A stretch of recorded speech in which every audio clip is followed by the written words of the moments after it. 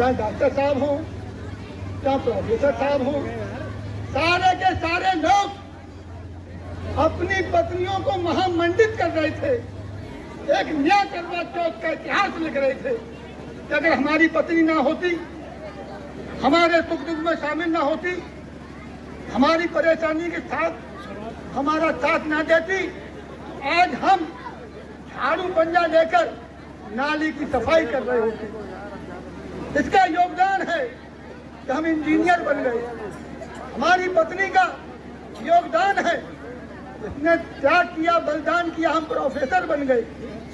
तो महामंडित करवा चौथ वाले दिन हमारा पढ़ा लिखा समाज और किसान भी वहां मौजूद थे, मजदूर भी थे, सारे के सारे लोग अपनी पत्नी का महामंडित कर रहे थे। लेकिन जो बात हमने कही है उसे नोट करो, कैच करो, देखो और दुनिया को दिखाओ कि हमारा प्रधानमंत्री नरेंद्र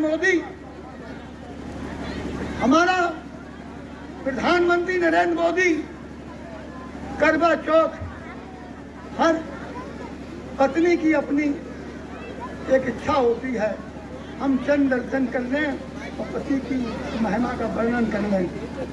मेरे साथियों, जो यशोदा बहन है, जो हम बात कहना चाहते हैं, यशोदा बहन देश के प्रधानमंत्री नरेंद्र मोदी की अर्धांगिनी है, पत्नी है। प्रधानमंत्री कहता है बेटी बचाओ, बेटी बढ़ाओ। प्रधानमंत्री नरेंद्र मोदी कहता है नारी सशक्तिकरण। यही नारी सशक्तिकरण है कि वो चार दीवारी में देश के प्रधानमंत्री नरेंद्र मोदी ने अपनी अर्धांगिनी, अपनी धर्मपत्नी को कैद कर दिया है। मेरे साथियों, ये मेरी बहनों, ये मेरी बेटियों, ये मेरी माताओं, संकल्प लो सावित्री फुले बाई के जन्मदिन पर कि जो हमारी बहन, वो भी तो किसी की बहन है, किसी की बेटी है, उसे नरेंद्र मोदी ने चार दीवारी में कैद कर रखा है। जो नारी का मान सम्मान होता है उसको धूल धूसरित कर रहा है, उसका अपमान कर रहा है। उसे आजाद कराने के लिए घर से निकलिए और सदा बुलंद कर दीजिए कि जो नरेंद्र मोदी देश का प्रधानमंत्री है, दुनिया की आधी आबादी महिला का जो दमन कर रहा है, उसकी इच्छाओं के ऊपर कुठाराघात कर रहा है।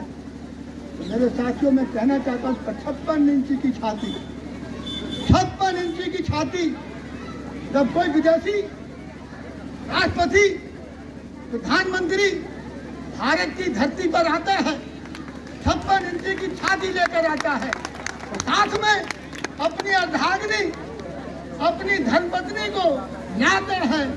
और जब हमारा प्रधानमंत्री नरेंद्र मोदी विदेश जाता है तो ठूठ बनकर जाता है। मेरे साथ ठूठ बनकर जाता है। ये नारी का सम्मान नहीं करता।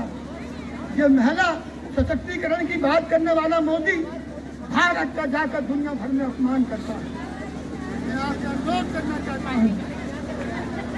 करना चाहता हूँ कि ये वक्त सोने का नहीं, ये वक्त जागने का है। नरेंद्र मोदी ने बाबा साहब डॉक्टर भीमराव अम्बेडकर के संविधान पर कुठाराघात किया।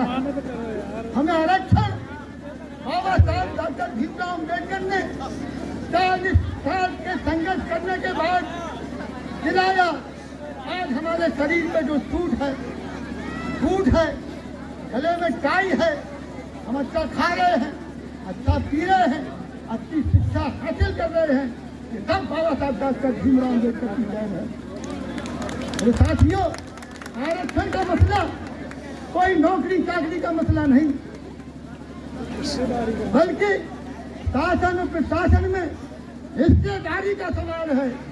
जो समाज की शासन और प्रशासन में हिस्सेदारी नहीं होती है, वो समाज गुलाम और लाचार बनकर रह जाता है। नरेंद्र मोदी ने निजीकरण करके बाबा साहब डॉक्टर भीमराव अम्बेडकर के संविधान पर चोट की है।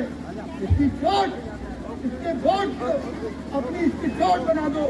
अपने वोट को चोट बनाकर नरेंद्र मोदी को 2024 का जो चुनाव है, जनवरी लग गई है, इसको अपलस कर दो और इसमें हमारी माँ बहनें अपनी भूमिका निभाएं और अदालत को बुलंद कर दें कि नरेंद्र मोदी अब तेरी मनमानी नारी के दमन के लिए नहीं चलेगी। तब तो ये जयंती का कोई उद्देश्य है, तब तो जयंती का कोई मकसद है।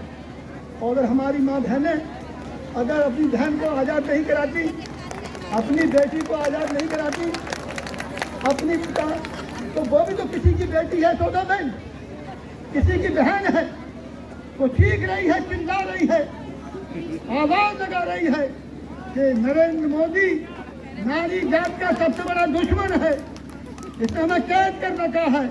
ये मंचों से भाषण कुछ और करता है, इसकी कथनी और करनी में अंतर है। निवेदन करना चाहते हैं आप लोग जो चीजें हैं